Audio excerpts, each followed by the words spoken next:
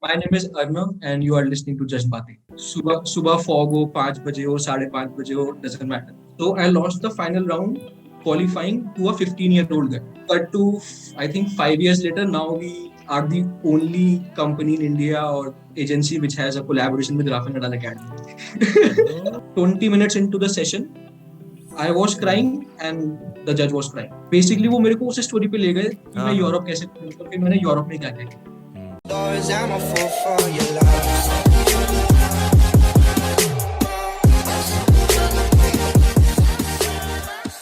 Hey guys, welcome back to Just Baatein. My name is Ashwin. Like always, I have Pratib alongside with me. Relating to our guest Pratib, I know we have a cricket channel. We've started a cricket channel, so I mean, if you care enough, go there and subscribe to it. But I think we've talked about this as kids while growing up. But Pratib, have you ever thought about starting a cricket camp and what it would be like to own a cricket coaching and see kids pursue their dreams, maybe? Yes, definitely. So I actually have a small story around this, and this was probably when we were in our under 14s, and we used to practice from like 7 in the morning to 11, and then the next batch used to start around 12:30.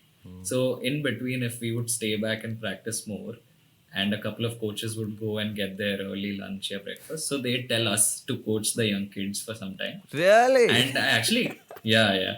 And this happened for one summer. And I actually quite enjoyed doing that. And then somewhere I was like, maybe at some point I would like to start my own cricket academy. So yeah, like I did enjoy the coaching stint. I didn't know this at all. I learned more about you in this podcast than talking to you in real life. But yes, introducing our guest. Now, he is someone us sportsmen and women aspire to be. He is someone who's given back to the society. So he is an international tennis player. He's also a tennis coach. But he started an academy who helps children in India pursue their dream of tennis, but not only in the sports side of things. It's a lot more than just playing tennis. It's being able to achieve something in that sport. It can be anything apart from playing also. So Arnav, thank you so much for joining in. Hi. Thank you for having me. Now, moving straight to your love for tennis. You were grown up in Muzaffarnagar, if I'm not wrong. Yes. What was your earliest memory of playing tennis and how did you fall in love with playing the sport? So I remember this was any other day in my school. I was in my fourth standard. So one of my best friends told me that कि हमारे school में एक academy खुली है and I got this racket. Right. So I went up to my dad and I told him कि वसंत ने मेरे को ऐसे बताया है कि वहाँ पे academy खुली है स्कूल और मेरे को भी join करनी है. So I used to play cricket in my gully and मेरे को याद है मेरा my cricket bat was of 125 rupees at that time. I remember. तो मैंने पापा को बताया कि रैकेट 500 रुपए का है. तो पापा क्या 500 रुपए का रैकेट. मेरे को भी सुन के लगा यार 500 रुपए का रैकेट कैसे आ सकता है. और फिर हम but he took me to the sports shop एक लोकल शॉप में मुजफ्फरनगर में. तो उन्होंने बोला कि ये कमाची का रैकेट है ये ले लो. मैंने कहा उस पे भी यही है यही ले लेते हैं ठीक ही होगा. और फिर मैंने बोला थोड़ा घर पे भी तो खेलना ही पड़ेगा. तो उन्होंने बोला कि हाँ ये कॉस्को की बॉल ले लो. तो that ball was of I think 40 rupees. और जिस बॉल से हम गली में क्रिकेट खेलते थे सब कुछ मिला के वो 3 रुपए की थी. वही तो यार. तो मतलब वही एक बहुत बड़ा शौक था कि ये तो ऑलरेडी काफी महंगा है. But then I went up to the academy next day. School में ही है टेनिस कोच. और अब वहाँ पे हमारी एकेडमी है बाय द वे जो मुजफ्फरनगर में एकेडमी उन्हीं कोच है. What a story. That's so nice. Oh, well done to that. तो मैं गया वहाँ पे फॉर्म भरा हमने और मैंने भरा और 100 रुपए महीने की फीस थी which was nothing at that time also. तो I started playing in that in fourth standard और फिर मैंने 4 साल तक एक भी प्रैक्टिस सेशन मिस नहीं किया. Even through exams and everything. Whatever. Right. सुबह फॉग हो 5 बजे हो 5:30 बजे हो doesn't matter. और मैंने क्या किया था कि शाम को मैं गली में क्रिकेट खेलता था और सुबह स्कूल से पहले टेनिस कोचिंग होती थी. तो मैं क्या करता था कि क्लास में बुक नहीं लेके जाता था. जब टीचर आंसर मार्क करा रही होती थी मैं नोटबुक में लिखना स्टार्ट कर देता आंसर कि ताकि मेरा होमवर्क अभी हो जाए ताकि मैं सुबह टेनिस खेल लूं फिर स्कूल अटेंड करके शाम को गली में क्रिकेट खेलूं. फिर 6th स्टैंडर्ड में मेरी स्कूल में क्रिकेट एकेडमी भी खुली और जो कि मनोज पुंडीर की थी. and I think he has coached some of the finest UP players. I think also Suresh Raina Right. and Mohammad. Yeah, yeah. Right. Sure of it, but हाँ. so फिर सुबह 2 घंटे टेनिस, फिर स्कूल, और फिर 3.5 घंटे शाम को cricket Like cricket coaching. This is the coaching, life. Proper coaching. Oh my God. Okay. फिर ये तीन महीने चला, और फिर शाम को एक एकेडमी में मैच हुआ क्रिकेट का. Hmm. तो उस मैच में और मेरी एकेडमी में मैरिड लोग भी थे, and I was in just 6 standard. Right. पर मैं मैच में सिलेक्टेड था कि अर्नव खेलेगा, और मेरे को मैन ऑफ द मैच भी मिला. Whoa, where is this story going? My dad went up to buy my new tennis shoes, and the coach also owned a sports shop कि वहीं से ले लेते हैं रैकेट और मतलब टेनिस शूज या स्पोर्ट्स शूज. तो मैंने बोला कि एक ऐसा जूता दे दो जो दोनों जगह चल जाएगा, नई जगह थोड़ी के. हाँ. तो इवेंचुअली मेरे जो टेनिस कोच थे वो भी वहीं पे आए हुए थे. Hmm. तो फिर तीनों ने बैठ के डिसाइड किया कि इसको एक चीज में डाल देते हैं, ये ऐसे कब तक चलेगा. तो फिर मेरे पापा ने आके मेरे से पूछा कि टेनिस और क्रिकेट, एंड ऑब्वियसली मेरा क्रिकेट ही फर्स्ट लव है अभी भी, और क्रिकेट इतना पसंद होता है इंडियंस को. Okay. और Really? मेरे दादाजी और मेरे पापा तो ऑब्वियसली क्रिकेट फैन थे, और मैं भी था. हाँ. तो फिर मैंने बोला कि अगर मैंने सेंचुरी बना भी दी तो टीम भी हार ही सकती है, पर टेनिस that's इंडिविजुअल स्पोर्ट है, जो भी होगा मेरा अपना Okay. खुद का ही होगा. So that's how I decided कि let's do tennis. Oh my God, I didn't expect that. I didn't know you played cricket, by the way, but wow. That's a story. That's a beautiful story in itself. So well done. I mean, in sixth grade, seventh grade, to be able to choose a sport is a big deal. With that clarity. But you had a work ethic that I had while pursuing cricket in 12th grade. I used to practice in the morning school practice, and I thought that was a big deal. But you did that in fifth, sixth grade. But like, where are you from? Like, where was your childhood? Bangalore. So like Sure. Bangalore में you still have different things and you have that exposure. Yeah, that's true. Yeah. अब मुजफ्फरनगर में क्या exposure है कि आज गली में सबसे ज्यादा रन कौन बनाए. और वो मैं ही होता था कि मेरे को ही बनाने सबसे ज्यादा रन. वो था. फिर 7th स्टैंडर्ड में I told my dad that I have to take this professionally now. So Muzaffarnagar is basically in center of Dehradun and Delhi. Right. So we had only 2 options, either I can go to Dehradun or Delhi. तो मेरे पापा के जो भी हमारे relatives थे या जो भी पापा के कॉन्टैक्ट्स थे, उन्होंने सबको कॉल किया कि दिल्ली में कहाँ टेनिस हो सकता है या देहरादून में कहाँ हो सकता है. We obviously have more relatives in Dehradun, and Delhi आते हुए सबको थोड़ा डर लगता है कि बहुत बिजी सिटी है या क्या हो सकता है व्हाटएवर. Right. और तो फिर हमने डिसाइड किया काफी रिसर्च के बाद और काफी एक्सपेंसेस कैलकुलेट करके कि Dehradun will be a better choice financially and as well as की रिलेटिव्स की कुछ भी हेल्प चाहिए. Right. Yeah. तो अब इसमें जो काफी टफ पार्ट है एज अ पेरेंट, जो मेरे को भी समझ नहीं आया कि ऐसा कैसे हो सकता है. So at that point my dad salary was 40,000 rupees a month, और मेरा देहरादून का एक्सपेंस था 28,000 rupees a month. Oh. So मतलब मेरे को नहीं यकीन होता कि कैसे भेज दिया. मैं अभी भी पूछता हूँ तो बोलते हैं कि मैंने कभी भी तेरे पे नहीं पैसे लगाए, हमेशा तेरे पैशन पे पैसे लगाए. तो बट इवन आफ्टर दैट कि अगर पैशन दिख भी गया तो how will you sustain in 12,000 rupees a month, Yeah. वही एंड तो. आई have a younger sister and mother and everything. Right. So Right. so I got admission into this school called Doon International School. It's a boarding school and also day schooling school.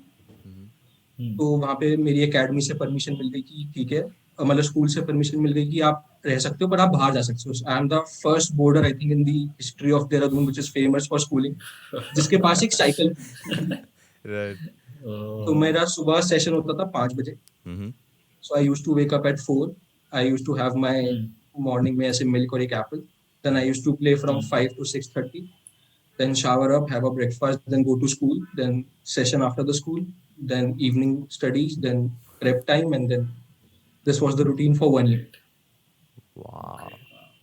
और फिर मेरे को लगा कि diet नहीं हो रही. मेरे कोच ने कभी कि डाइट इतनी अच्छी नहीं है बोर्डिंग स्कूल में.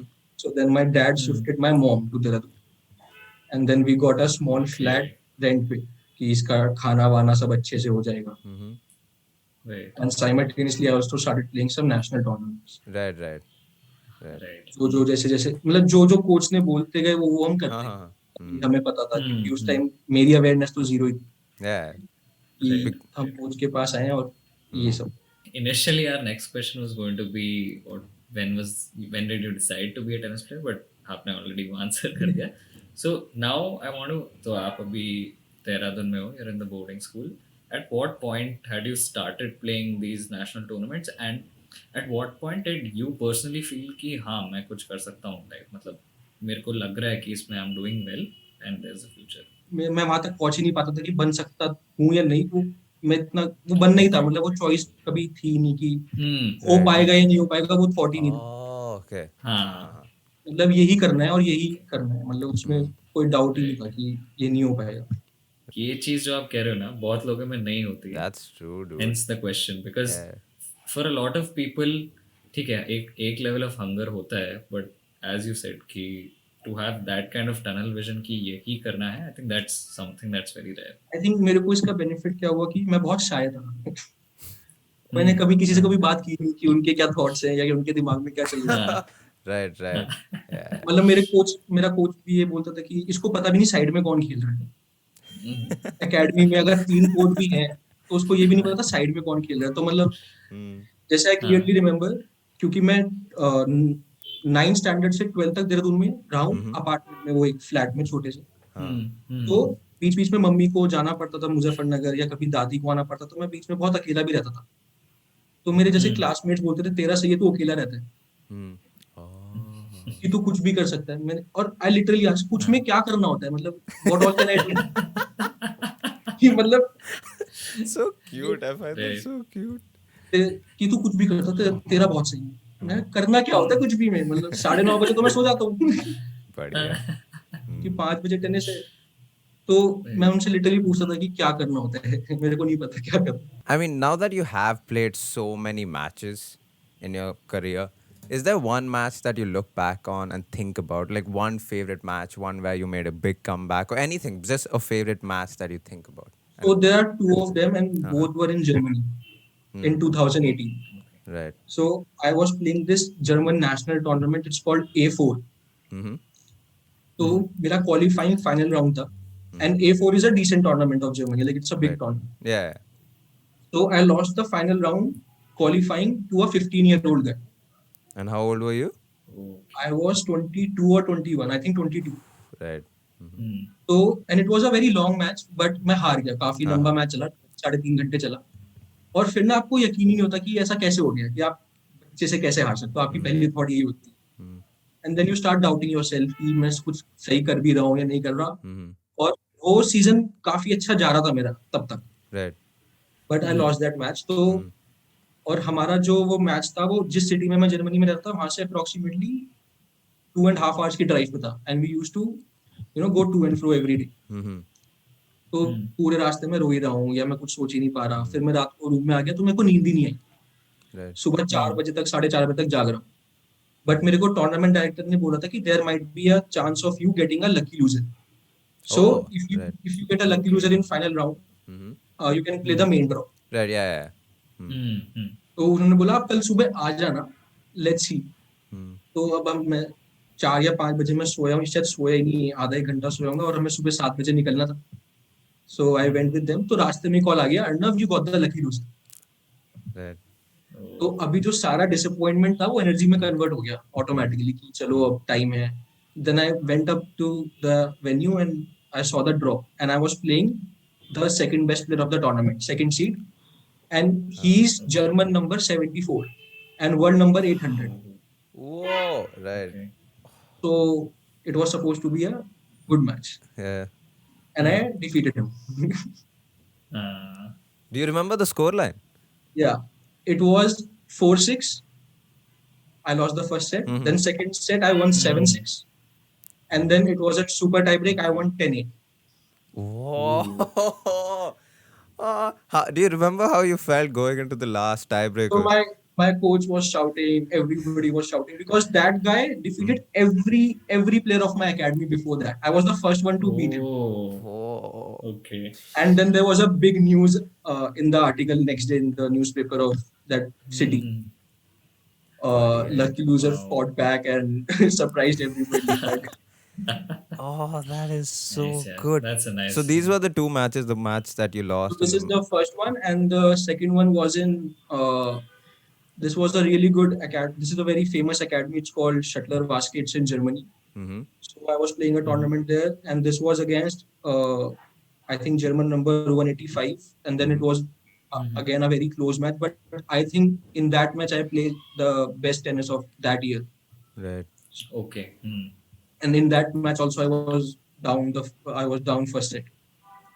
And then you made a comeback. But yeah, and the coach of that player was like, I have never seen somebody playing so effortlessly at this level. Oh, to तो you. हाँ, तो Oh, मतलब wow. That's a big ये काफी compliment. बड़ी बात होती है कि अगर That's, किसी yeah. और हाँ, आपके ओपोनेंट सही के बात कोच है, आके आपकी तारीफ कर रहे हो या ऐसे बातें कर रहे हो, सही बात है. Yeah. वो काफी वो मतलब I remember that match, almost every point I remember. That's really well done. Those are such beautiful stories. Now, this isn't a part of the question. I'm going to tell you now. It's a very stupid question, but I just want to know what was your first international trip like? Like the idea that you were going internationally and everything. तो मतलब एक तो बचपन में हम चले गए थे, कुछ डैड ने कोई लेवल Oh, अचीव right. किया था, Uh-huh. वो सिंगापुर में हो गया था. But Hmm. मैंने इतना ट्राई किया था यूरोप जाने का, तो क्योंकि मेरे को जब समझ आया कि यूरोप जाना ही पड़ेगा इवेंचुअली अगर टेनिस में कुछ करना है, Hmm. तो जो पहली ट्रिप थी वो बहुत बहुत ही ऐसा था कि चलो फाइनली जा रहा हूँ मैं जर्मनी. Hmm. हाँ. बट फिर एयरपोर्ट पे कुछ हुआ. The moment I reached airport, I saw Divesh Sharan, who's world number 34 in Right. India, Okay. in Oh, ATP okay. doubles. Mm-hmm. तो Right. तो मैं तो बस इसलिए खुश था कि मैं पहली बार जर्मनी जा रहा हूँ.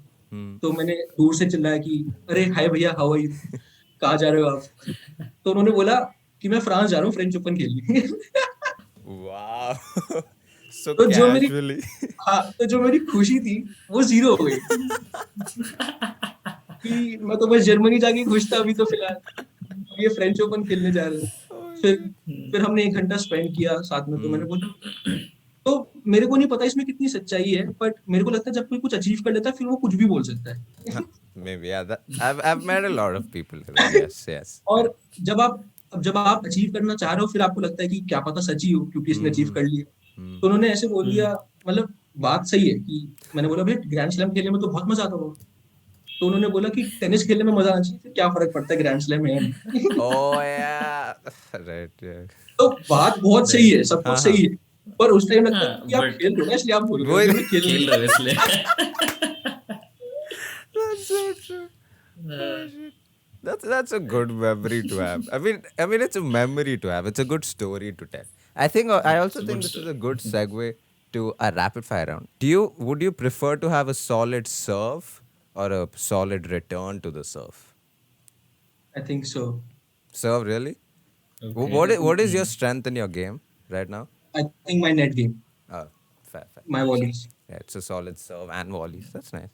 Oh, you should know that I am a tennis fan, by the way. I have a Nadal tattoo in my hand. Yeah. Oh wow. Yeah. So I am a tennis fan. But yes, brother. Ashwin खेलता भी था पहले. मैंने Nadal के साथ एक rally की भी है. Oh, Really? how was that like? Yeah, how How was like? that? वो मतलब एक इवेंट टाइप था when he was in India for IBTL. Mm-hmm. So Oh, yeah. that's Okay. how they selected some players and I got to rally with him.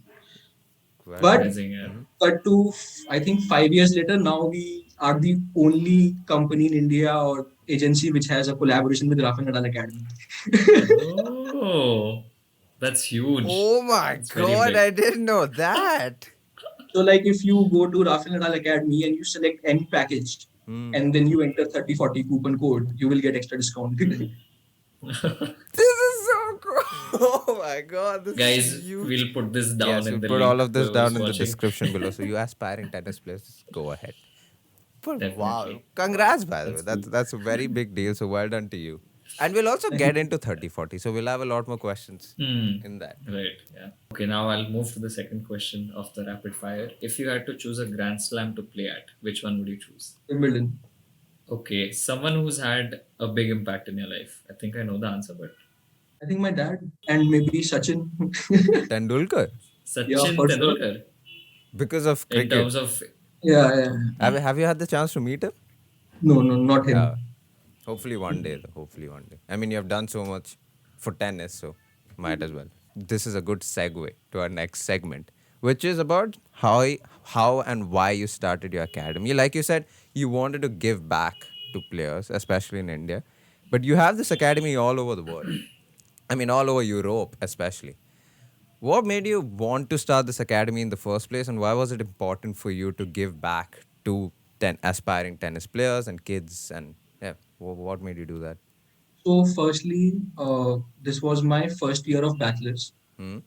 This is when I realized that I don't think I'll be able to get higher up the rankings in tennis if I'm in India. Right. If we calculate, we only have maximum 6 international tournaments per year. Right. And as an upcoming player, you are supposed to play 30 to 35 tournaments in a calendar year. Right. Right. So there was no chance I can do that in India. Hmm. And it was really, really tough for me to get to Europe because you need at least 2 lakh rupees a month. It took me 3 years to manage to go to Europe at just 50,000 rupees a month. Right. I only paid for my stay and food, Mhm. but it took 3,000 emails to corporates and 250 different emails to different academies. Right. So this was like, I think 2019 2019 when I came back from Germany. I told my dad कि मेरे जैसे बहुत सारे players हैं Hmm. तो Europe जाना चाह रहे होंगे जिनको ये भी पता होगा कि यूरोप में ही जाके वो सक्सेसफुल बन सकते हैं Hmm. क्योंकि वहां पे Right. आप एक्चुअली टेनिस से अर्निंग कर सकते हो, आप सस्टेन कर सकते हो, Yeah. You perform, you can manage your expenses. Hmm. But India में आप अपने खर्चे नहीं निकाल सकते टेनिस से. Hmm. ये हर टेनिस प्लेयर को पता है कि जब तक इतने सारे प्राइज मनी टूर्नामेंट्स नहीं होंगे आप सिर्फ Right. खर्च ही करते रहो. Hmm. यूरोप में आपके पास वो सारी अपॉर्चुनिटीज हो जाती हैं. Hmm. और एटलीस्ट अगर आप परफॉर्म कर रहे हो, इंडियंस हमें ये भी लगता है कि हम परफॉर्म कर रहे हैं या हम कर सकते हैं बट हमें अपॉर्चुनिटी नहीं मिली. हाँ हाँ. अब यूरोप में आप ये नहीं बोल सकते कि मेरे को अपॉर्चुनिटी नहीं मिली, मैंने परफॉर्म किया था, Hmm. क्योंकि अगर अपॉर्चुनिटी मिलेगी तो आपको पैसे भी मिल जाएंगे. Hmm. तो इवेंचुअली आइडिया ये था कि इंडियंस को यूरोप भेजना है कैसे, Hmm. ताकि उनको एक प्लेटफॉर्म मिल जाए. Now it's up to them. इसलिए ही नाम 30-40. कि टेनिस में सब डाउन है. Okay. मेरा गोल है उनको ड्यूस पे लाना, फिर उनके ऊपर है वो एडवांटेज लेना Oh नहीं. my Oh, God. wow. Oh. तो ये बढ़िया चीज है. आइडिया और नाम साथ आया था बिल्कुल Hmm. कि ऐसे करना है, इसलिए करना है कि सब डाउन है, सब. Hmm. इवन कोचेस, प्लेयर्स जो भी खेल रहे हैं प्रोफेशनली या जिनको इससे करियर बनाना है बेसिकली या इससे अर्निंग करना है. तो हमने सोचा कि हम कुछ क्लब से और कुछ एकेडमी से टाई अप कर लेते हैं. हाँ. तो बोलेंगे कि हम आपको इंडिया से प्लेयर्स भेजेंगे, आपको उनको एक डिस्काउंट देना है, जो भी आप उनको डिस्काउंट दे सको. आपको वैसे भी अपनी एकेडमीज चलानी ही चलानी है, हाँ, बट हाँ. आप इंडियंस के लिए क्या प्राइस रिड्यूस कर सकते हो वो इम्पोर्टेंट है. Hmm. तो हमारा जो पहले ही कोलैबोरेशन हो गया वो राफेल नडाल से हो गया. अच्छा, that was your first collaboration. Oh my God. और मेरा कॉन्सेप्ट यही है कि आप 100 जगह अप्लाई करो, ना तो है ही, एक जगह होनी चाहिए. हाँ हाँ. क्योंकि कुछ तो मिल इसी से जाएगा, मेरे को exactly. यूरोप, इसी से मैं यूरोप भी जा पाया था पहली बार, Hmm. कि मैंने इतने क्लब्स को अप्रोच किया, एक जगह हो गया. Hmm. तो ऐसे ही हमने 100 एकेडमी से बात की, सबको मैंने रात को ही बैठ के लेटर लिखा था, जब मैं पापा से डिस्कस करा था, उसको हमने फाइनलाइज किया और हमने एक कोलैबोरेशन कर लिया और फिर धीरे धीरे हमारे 6-7 कोलैबोरेशन हो गए. Hmm. Okay. स्पेन में, यूएस में, जर्मनी Right. में, ऐसे. Right. सो ये कंसल्टेंसी ऐसे स्टार्ट हुई. फिर 2019 में जब मैं अपनी इंजरी के बाद वापस मैंने ट्राई किया, जब मैं थोड़ा रिकवर हो गया, तो अब मेरे को ना पहले 3 साल 17, 18 और 19 वीजा का बहुत इशू आ रहा था. Hmm. इतने पैसे नहीं थे कि मैं किसी कॉलेज में एडमिशन ले लूं Right. ताकि वीजा मिल जाए. हाँ हाँ. तो बट फिर मेरे को एक कांटेक्ट मिला जिसने मेरा चेक रिपब्लिक में, प्राग में मास्टर्स में एडमिशन करा. Hmm. तो अब जर्मनी में मेरे कॉन्टैक्ट्स थे, बट अब वो मेरे लिए बिल्कुल नया देश है, नई Yeah. सिटी है. Hmm. And the I landed there on 5th March 2020 Hmm. और 6th March को वहाँ लॉकडाउन लग गया. Of course. Oh. Right. तो मैं ऑब्वियसली बिल्कुल एक नए देश में 2 महीने कमरे में बंद. Hmm. और मुझे कॉन्टैक्ट बनाते जाके कि क्लब से बात करनी है, कहाँ पे मैं फ्री में खेल सकता हूँ, कैसे खेलूंगा, क्या करूंगा.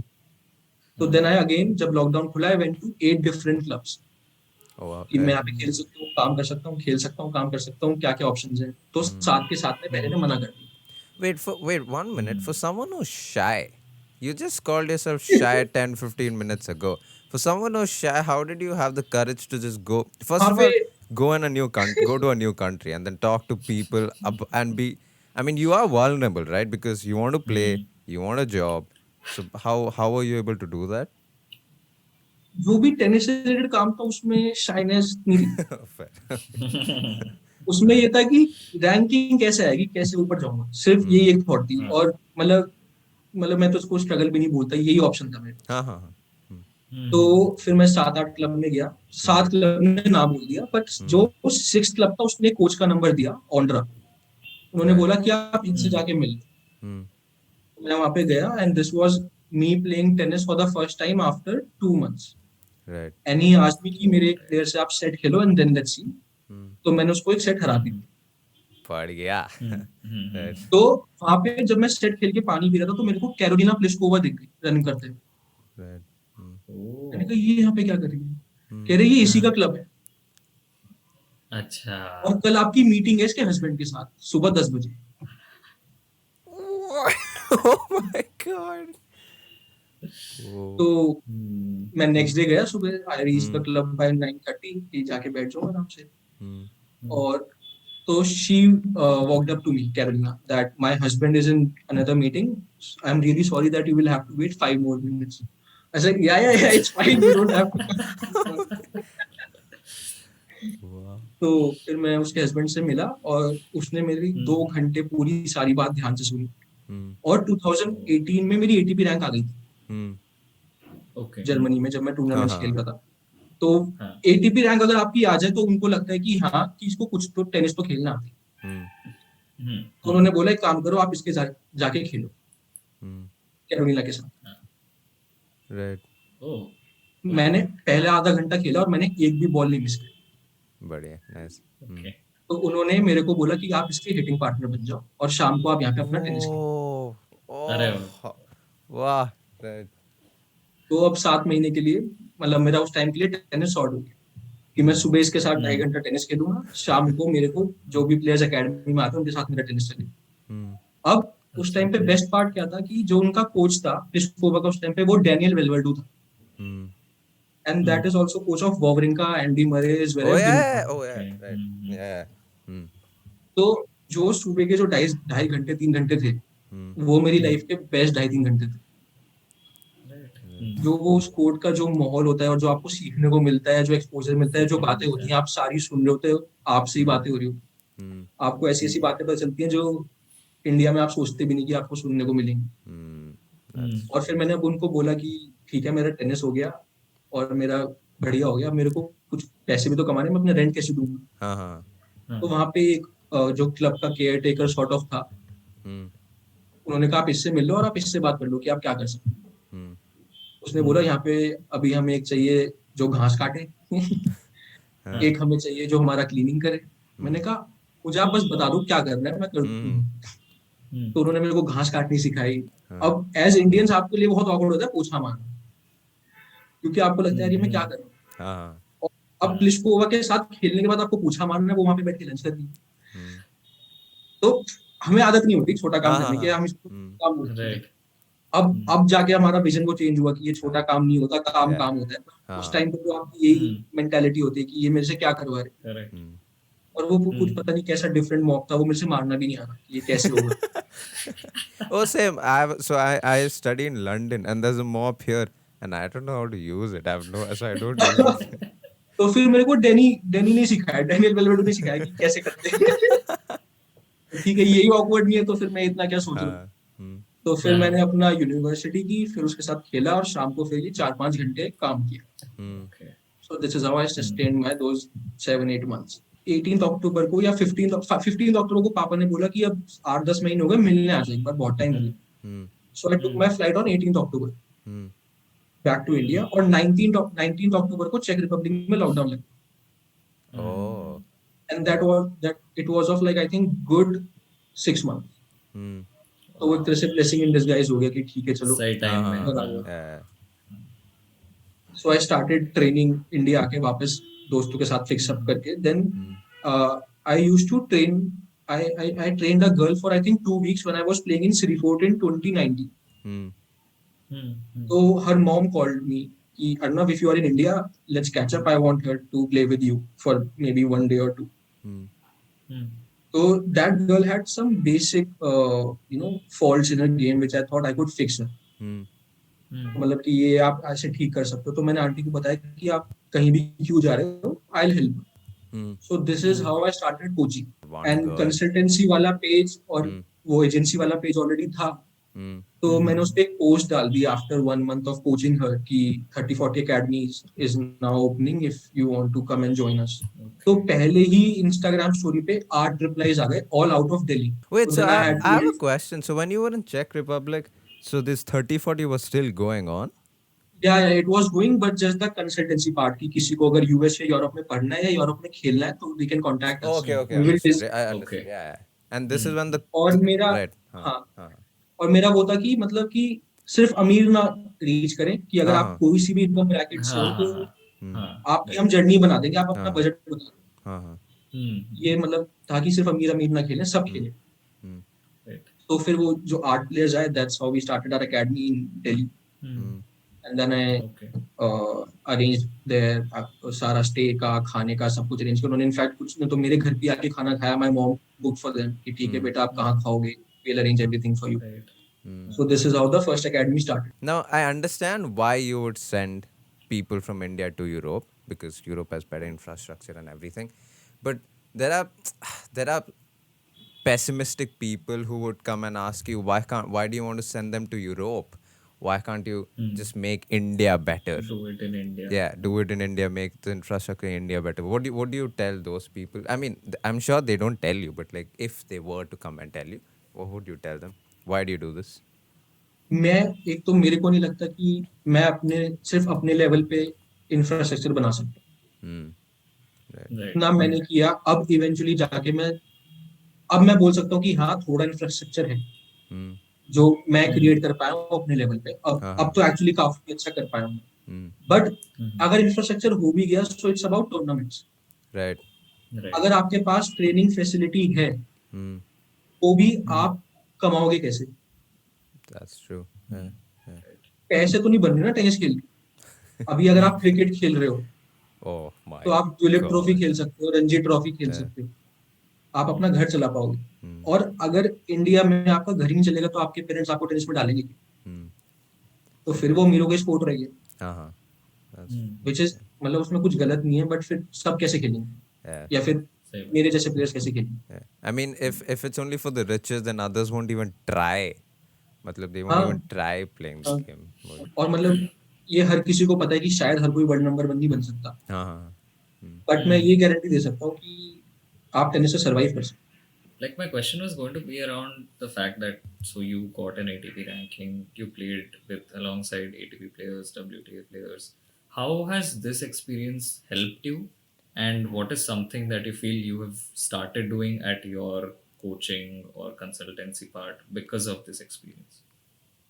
So one thing is Indians are not used to playing on slow courts. Yeah, that is true. Yeah. We have fast courts. So we always learn how to time the ball. We are not used to hitting the ball. आपने एक बात सुनी कि Indians fit नहीं होते. ऐसा कुछ भी नहीं है. हम यूज टू ही नहीं है कि हम 20 बॉल की रैली कर पाए. हमने एक अच्छी सर्व मारी, पॉइंट खत्म हो गया. Right. हमारी वो मसल मेमोरी में आएगा कैसे कि हाँ 20 बॉल का पॉइंट खेलना है, जब हमारे पास ये इंफ्रास्ट्रक्चर मिसिंग है कि आप स्लो कोर्ट कैसे बनाओ, क्योंकि हमारा ग्राउंड वैसा है ही नहीं. तो अभी क्या होता है, जब मैं यूरोप जाता हूँ तो एवरेज बॉल का पॉइंट है 12 से 16 बॉल एवरेज पॉइंट. यहाँ पे है 0 से 4 ball. Wow, that's a big difference. तो अब मेरी मसल मेमोरी है 4 बॉल का पॉइंट खेलने. मैं कैसे खेलूंगा 16 बॉल का पॉइंट? अब मुझे लगेगा मैं फिट ही नहीं, पर ऐसा है ही नहीं. पर मैं यूज टू ही नहीं हूं ना उस चीज के. तो एक तो ये कि हमें पॉइंट कंस्ट्रक्शन नहीं आता. ये है ही नहीं, क्योंकि वो हमारे है ही नहीं, सिस्टम में ही नहीं, क्योंकि हम कर ही नहीं पा रहे.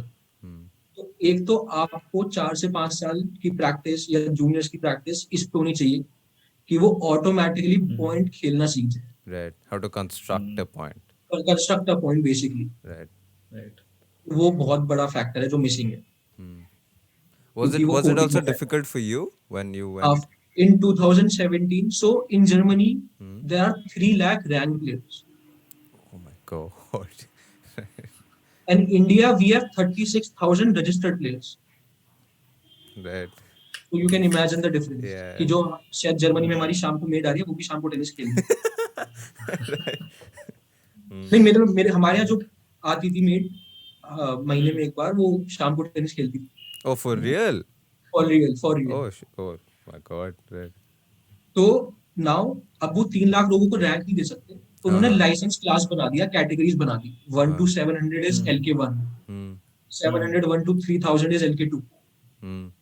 तो मेरा पहला साल जर्मनी में ऐसा था कि मेरे को नेशनल रैंक के बेस पे LK2 मिल गया था already, Right. And this See that. LK goes to LK29। Hmm.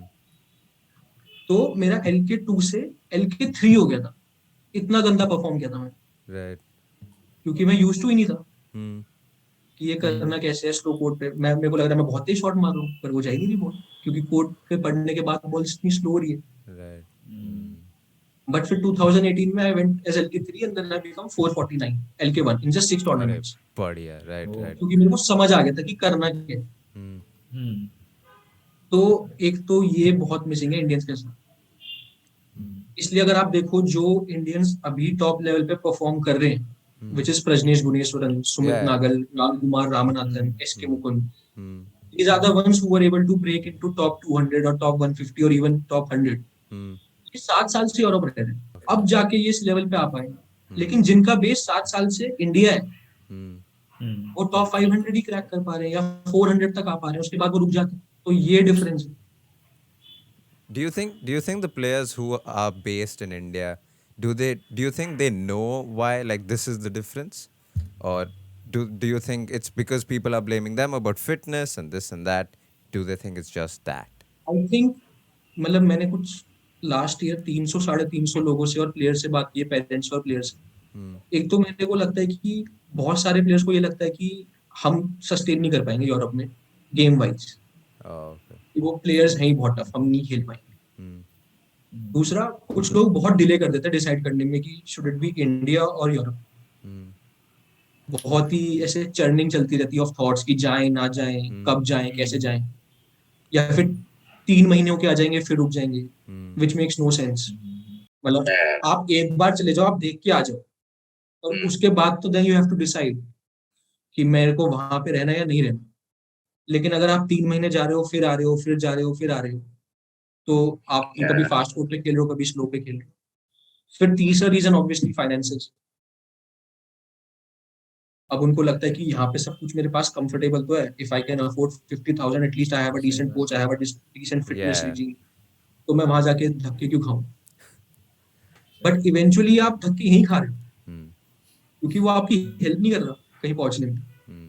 और ये एक ट्रेंड बन चुका है। अभी जो ट्रेंड है इंडिया में वो ये है कि आप 18 तक इंडिया में खेलते हो, फिर पेरेंट्स और प्लेयर्स इतने फ्रस्ट्रेट हो जाते हैं कि उनको लगता है छोड़ो, अभी कुछ हुआ तो है नहीं, यूएस कॉलेज ही भेज देते हैं, स्कॉलरशिप भी मिल जाएगी Yeah. और कुछ कर भी लेगा। Hmm. बट वो बिल्कुल भी सही चीज नहीं। आपको डिसाइड करना पड़ेगा तीनों कंट्रीज में से, Hmm. आपके बजट के हिसाब से, आपके करंट लेवल के हिसाब से और आपके गोल के हिसाब से, कि आपके लिए कौन सी कंट्री सही है। Now that 30-40 has been there for 4-5 years, and I mean, you have experienced Europe and you have a whole story behind you, and it's run for these many years.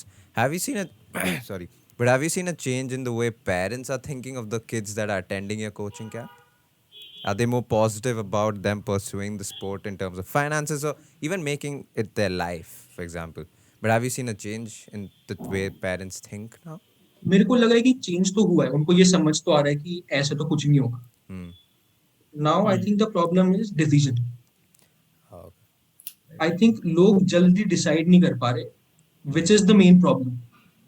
right. अगर आप decision में ही 3-4 साल लगा दोगे तो खत्म है player.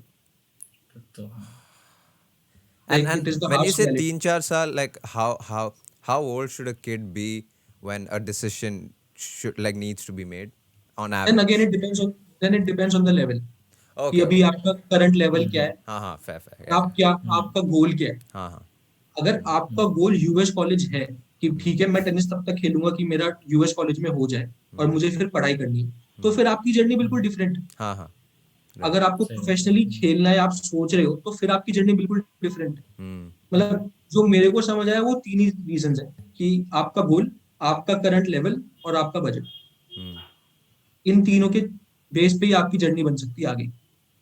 And so when parents come to you about how can we make this decision, should we make this now, what's that conversation like? What do you tell the parent? Or do you make a decision for them, or do you help I, them? I prefer to make that decision by telling Okay. them everything. When they ask me कि क्या करना चाहिए, this is then I take like we take a trial of around 2 hours for every Right. player. Hmm.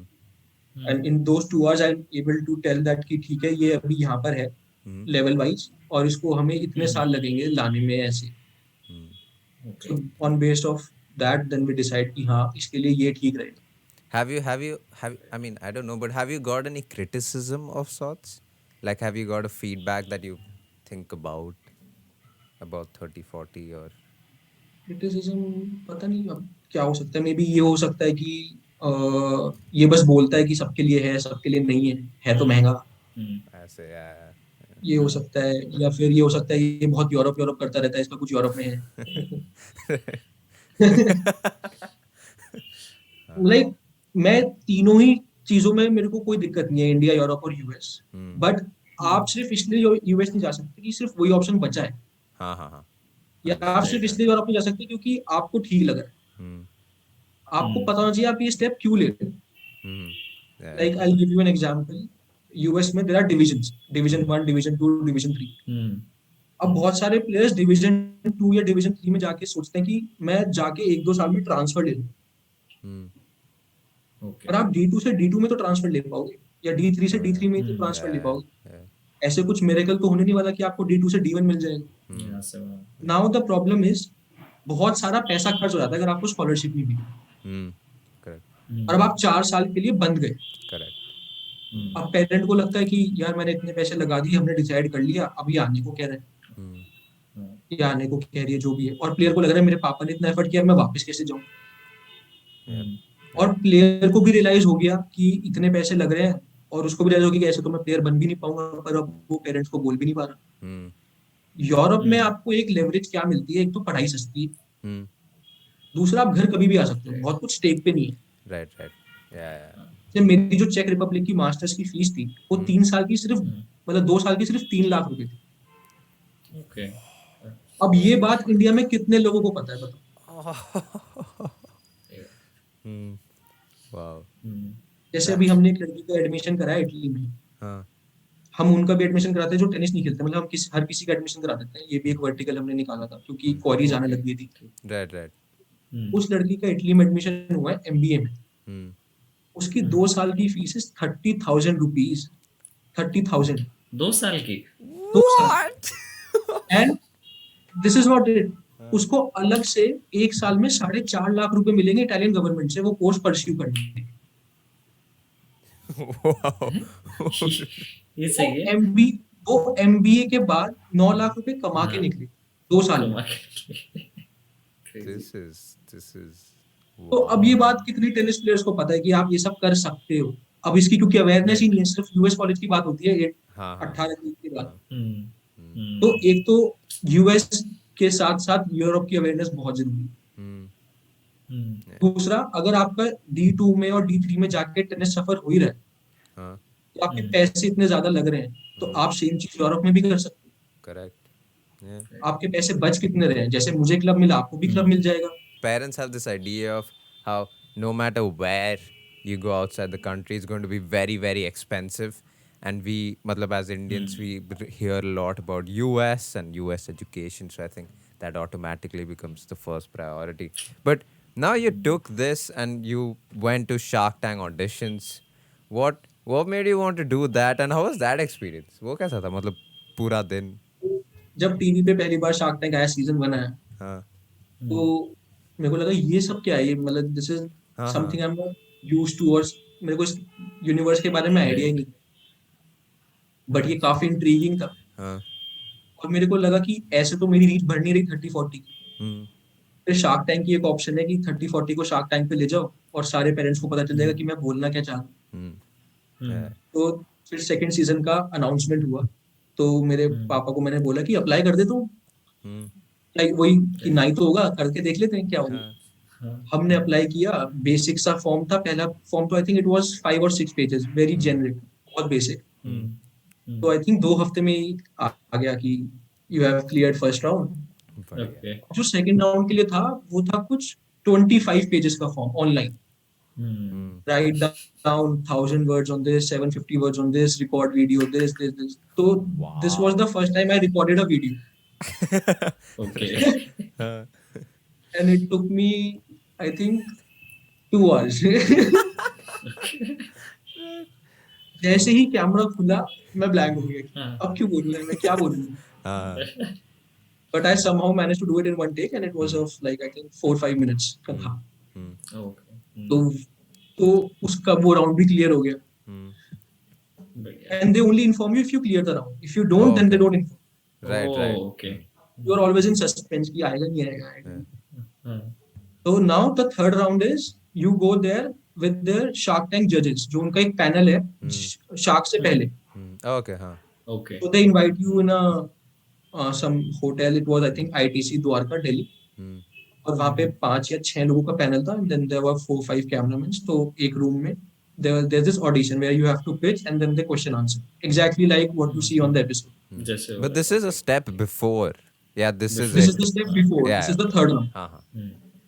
So I think my pitch was of 46 seconds, if I'm not wrong. Really? Oh, I mean your own pitch. मतलब My what? own. Okay. हाँ. उन्होंने बोलता कि you have to finish in 3 minutes. तो मेरे साथ problem ये थी कि मेरी पिच 5-6 मिनट की जा रही थी कि Right. इतनी जल्दी जा रही थी. तो फिर उन्होंने बोला कि आपको क्लैरिटी नहीं है आप कर क्या रहे. तो फिर मैंने पीयूष बंसल की 50-60 वीडियोस देख डाली जो भी उसके. मैं कहा क्लैरिटी चाहिए बहुत सारी. तो फिर वो pitch cut down to it became 46 seconds. तो जब मैंने वो पिच दी तो एक जज ने बोल दिया इतनी क्लैरिटी. तो वो बहुत बड़ा अचीवमेंट था कि हाँ इनको लगा कि. एंड देन इट वाज जैसे अभी क्वेश्चन आंसर्स हो रहे हैं ऐसे 45 मिनट्स तक एक के बाद एक क्वेश्चन ये वो. Okay. And I think 20 minutes into the session I was crying and the judge was crying. Basically वो मेरे को उस स्टोरी पे ले गए कि मैं यूरोप कैसे पहुंचा, फिर मैंने यूरोप में क्या किया. और वो स्टोरी मतलब अब मैं याद करता हूँ तो मेरे को यकीन नहीं होता कि मैंने ऐसे ऐसे किया है. I keep thinking about how you told us that you're a shy person, but the fact that you went to Europe, you stayed in multiple countries, and you toiled hard. It wasn't as if you stayed in multiple countries and chilled. You toiled hard. You contacted clubs. You looked for clubs. You looked for jobs. You hoped to play tennis. You went through lockdown, staying in another country, and then came back to India, and then went back, and then started this company. And now you're helping other kids not go through this. Like that's your goal, to make sure their life is much easier so that they ये can. गोल है कि मतलब जो भी मैंने face किया वो कोई भी इंडियन प्लेयर ना फेस करे. क्योंकि अभी very उनको शायद noble रियलाइज नहीं होता बट अभी उनको लगता है कि चांस है प्लेयर बनने की. अभी वो एक बार उनको जब पता चलेगा कि कल शायद उनको पता चलेगा कि चांस नहीं है, फिर वो उनको हिट करेगा कि उन्होंने क्या मिस कर दिया. Yeah. क्योंकि टैलेंट की दिक्कत नहीं. Oh, that hurts. Yeah, that's true. And I think so. This is why I introduced you in a way that a lot of us want to be part of the sport and want to give back in some form, and you are doing that. And so hats off to you. And I hope, I mean, through this podcast and through every other thing that you are doing, you get a lot more attention, because you deserve a lot more attention than the country gives you. Because you genuinely are doing so much for the sport in India, and I don't think people realize it. I mean, we didn't realize it until we read about you and read about what the organization Exactly. is doing. And it's just, I mean, yeah, so I don't play tennis. We huge. were once trying to become cricketers, but I still want to thank you for what you're doing for a sport, because we are sports lovers in the end. So yeah, thank you for Thank that. you so much. But big this is how we end a podcast. How are you? Are you a tea or a coffee person? मैंने चाय अपनी life में आज तक P नहीं. कभी नहीं. एक अभी आई थिंक 2-3 महीने पहले पहला सिप लिया होगा. और वो कैसा But लगा? why? But why? I think मेरी मॉम नहीं पीती तो वो आदत नहीं पड़ी कभी. Oh And my I'm also God. और मतलब मैं I am also a T toddler. मैंने आज तक ड्रिंक भी ट्राई नहीं की, एक सिप भी नहीं ली. Oh, same. हम- Yeah. लोग मेरे को बहुत सुनाते हैं कि जर्मनी जाके कोई बियर कैसे नहीं पी सकता, but Same. Arnav, thank you so much for joining in and being thank part you of so much for this. This was thank you. It was a incredible. great pleasure Talking to to have you you is on. incredible because of what you've done, like I said. But yeah, thank you so much for giving so much of your time, Arnav. Yeah, like, share, and I don't know which. Like, share, and subscribe, all that good stuff. Thank you so much for watching. Bye bye. Yo, thanks for tuning into the latest episode of Just Batein. We hope you enjoyed it and that it left you inspired.